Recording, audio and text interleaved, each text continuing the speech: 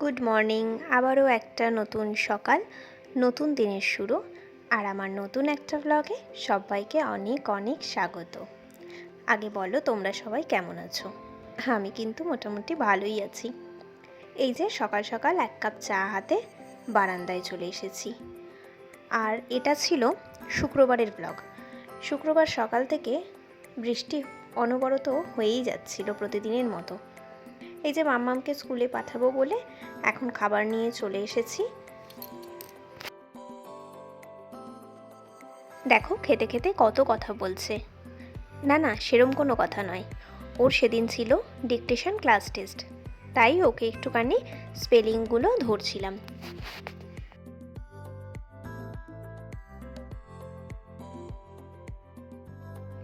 খাওয়া দাওয়া কমপ্লিট করে এই যে ওকে চুল বেঁধে দিচ্ছিলাম। তো দেখলাম বৃষ্টিটা মোটামুটি থেমেই গেছে, হালকা রোদও উঠেছে। আর এই যে সবার খাওয়া দাওয়া শেষ, এবার আমি চলে যাব স্নানে। স্নান করে তারপর পুজো দিতে যাব। সোজা চলে এসেছি রান্নাঘরে।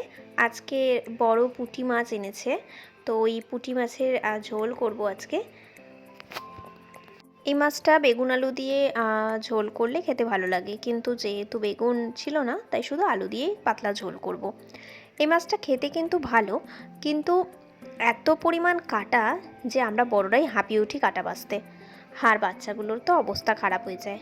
তো যাই হোক, কী আর করা যাবে, দু একদিন তো একটু ম্যানেজ করে নিতেই হয়। আর এদিকে ছিল ঢেঁকি শাক। আজকেও ঢেঁকি শাক আনা হয়েছিল, ঢেঁকি শাক ভাজা। আর চাল কুমড়োটাকে ভাবলাম একটু পেঁয়াজ দিয়ে ভেজে নিই। আর ফ্রিজটা না অনেক দিন ধরে নোংরা হয়েছিল, তাই ভাবলাম আজকে যখন হাতের কাজ খালি আছে তো ফ্রিজটাকে একটু হালকা করে বাইরেটাই মুছে নিই। আগের দিন ফ্রিজটা পরিষ্কার করেছিলাম ভেতরটা, তো ভেতরটার দরকার নেই, বাইরেটুকু করলেই হবে।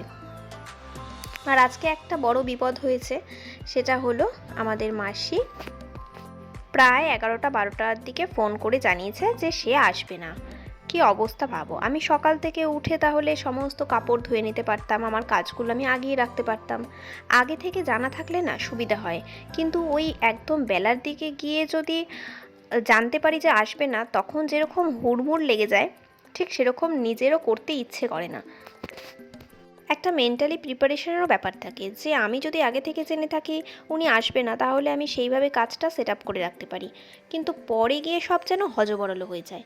আর এদিকে তো ঝুলন উৎসব শেষ, তাই ভাবলাম যে ঘরদোর ঝাড় দিয়ে যখন আমাকে মুছতেই হবে, তো পরে আবার এগুলো কেন ওঠাবো, এগুলো পরে ওঠালে আবার আমাকে দুবার করে কাজ করতে হবে, তাই আগেই এগুলোকে সরিয়ে নিই। এগুলোকে সরিয়ে নিয়ে একবারে ঝাড় দিয়ে ঘরটা ভালো করে মুছে নেব। আর এই যে এখন এই লাইটটাও খুলে নিচ্ছি। লাইটটাকে ভালো করে ভাঁজ করে গুছিয়ে রাখবো, কারণ সামনে আবার পুজো আছে। সেই পুজোর সময়ও লাইট লাগবে, দিওয়ালিতে লাগবে, তারপর তো আবার ক্রিসমাস আছেই। এই যে এখানে যেগুলো খেলনা ছিল, অ্যানিমেলস ছিল, ট্রেন গাড়ি ছিল, আর যাবতীয় যা ছিল ওগুলোকে আমি একটা বক্সে করে সরিয়ে রাখলাম।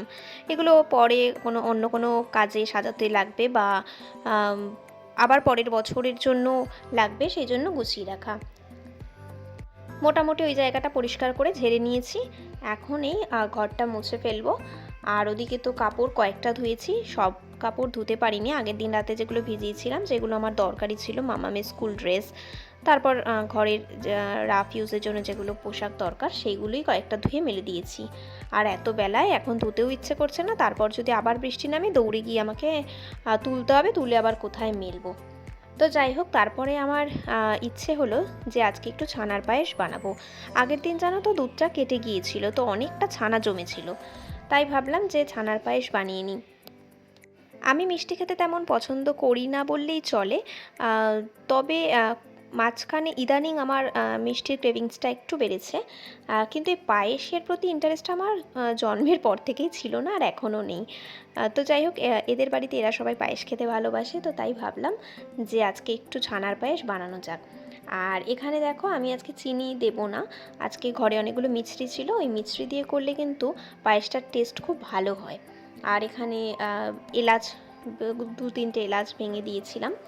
তারপরে দুধটাকে ভালো করে ফুটিয়ে নিয়ে ওই যে ছানার বলগুলো তৈরি করে নিয়েছি, ওগুলোকেই ছেড়ে দিয়ে আর 2-3 মিনিট ফুটিয়ে নিলেই আমার ছানার পায়েস সম্পূর্ণ রেডি। ও হ্যাঁ, কয়েকটা ড্রাই ফ্রুটস বলতে ওই কাজু আর কিশমিশ একটু ভেঙে গুঁড়ো গুঁড়ো করে দিয়েছিলাম।